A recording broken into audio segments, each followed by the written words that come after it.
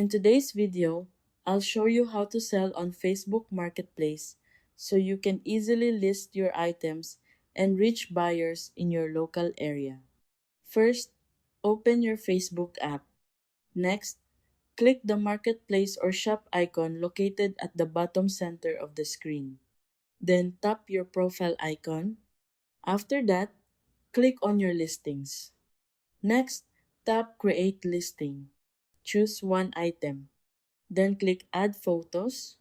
Select the photo you want to upload and click Done. Now, enter the title of your item.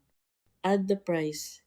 Then click Category, scroll down, and select Mobile Phones or the category that best matches your item. Next, click Condition and choose New or the correct condition of your product. You can also write a description if you want. Just type the details in the box to help buyers understand more about the item. After filling in all the information, click Publish to make your listing live on Facebook Marketplace. And that's it. That's how you sell on Facebook Marketplace.